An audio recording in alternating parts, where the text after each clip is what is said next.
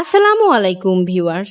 প্রকৃতি তার অনাবিল সৌন্দর্য দিয়ে আমাদের এই পৃথিবীকে আরো বেশি সুন্দর করে তুলেছে। তার সাথে আরো দিয়েছে অনেক ভয়ানক রহস্যের মায়াজাল, যা ভেদ করা মানুষের জন্য অসম্ভব। তার মাঝে মহাকাশ হলো অন্যতম একটি রহস্যময় স্থান। মহাকাশ পাড়ি দেওয়ার সুপ্ত ইচ্ছা প্রায় সবার মাঝেই থাকে, কিন্তু জানেন কি এই মহাকাশেই রয়েছে অনেক রহস্য, যা এখনো অনেকেরই অজানা। আচ্ছা, ধরুন যদি এমন হয় যে আপনি কোনো এক ফ্লাইটে উঠে কাঙ্ক্ষিত গন্তব্যের উদ্দেশ্যে যাত্রা শুরু করলেন, কিন্তু মাঝপথে প্লেনটি টাইম লুপে ফেসে গিয়ে একেবারে নিখোঁজ হয়ে যায় এবং তার ৩৭ বছর পর প্লেনটি আবারও পৃথিবীতে অবতরণ করে, তাহলে কেমন হবে? কি শুনে অবাক লাগছে? যদিও বিষয়টা অবিশ্বাস্য মনে হতে পারে, কিন্তু এমনটাই ঘটেছিল আমেরিকার বিমান ফ্লাইট 914 এর সাথে। কি ঘটেছিল বিমানটির সাথে?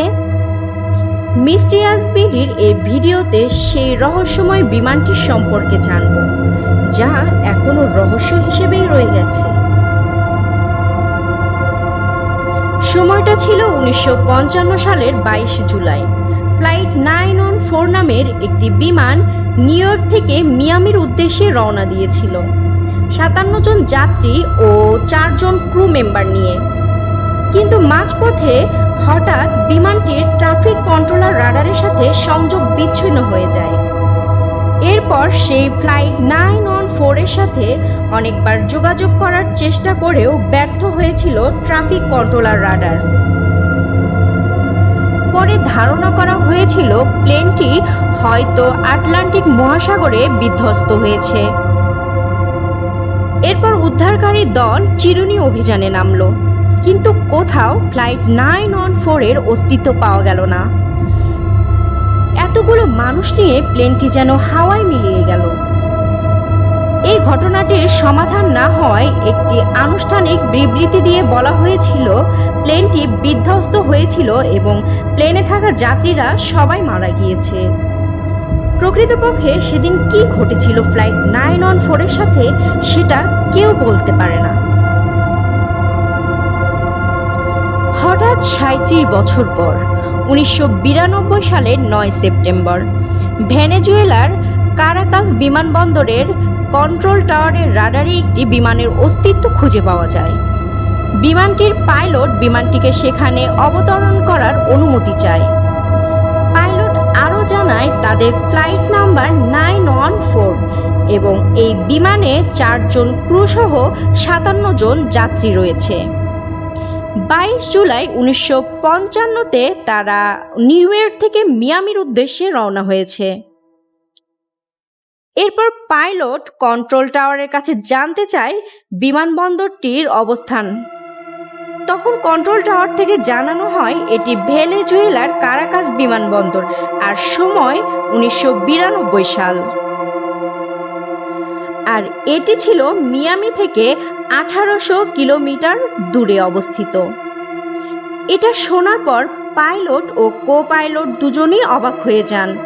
পাইলট বলে ওঠে, oh my god, how is it possible? Control tower ফ্লাইটটিকে ল্যান্ড করার অনুমতি দেয়। বিমানটি যখন মাটির কাছাকাছি চলে আসে তখন কন্ট্রোল টাওয়ার থেকে দেখতে পায় এটি ছিল একটি চার্টার DC-4 এয়ারক্রাফট। পাইলটের কথা শুনে বোঝা যাচ্ছিল যে তারা অবাক হয়ে গিয়েছিল এখানকার বিমানবন্দর আর বিমানগুলো দেখে। বিমানটির রানওয়ে স্পর্শ করা মাত্র পাইলট সিদ্ধান্ত নেয় তারা এখানে অবতরণ করবেন না। তখন কো পাইলট প্লেনের জানালা দিয়ে একটি ছোট ক্যালেন্ডার ফেলে দেয়, যা ছিল 1955 সালের। এরপর সেই ফ্লাইট 914 বিমানটি উড্ডয়ন করে এবং এরপর তার রাডারের একেবারে বাইরে চলে যায়। এরপর বিমানটি কোথায় গিয়েছে তা আজও জানা যায়নি। আমেরিকার একটি তদন্তকারী সংগঠন সকল তথ্য উপাত্ত অত্যন্ত গোপনীয়তার সাথে নিজেদের আয়ত্তে নিয়ে নেয়। কোথায় ছিল ৩৭ বছর এই বিমানটি? আর কিভাবে বা বেঁচে আছে সেই বিমানের যাত্রীগুলো, আবার কিভাবে বা বিমানটি হারিয়ে গেল, এই সব কিছু ধোঁয়াশা আর রহস্যে ঘেরা, যা মানুষকে আজও ভাবিয়ে তোলে। আজকে এই পর্যন্তই।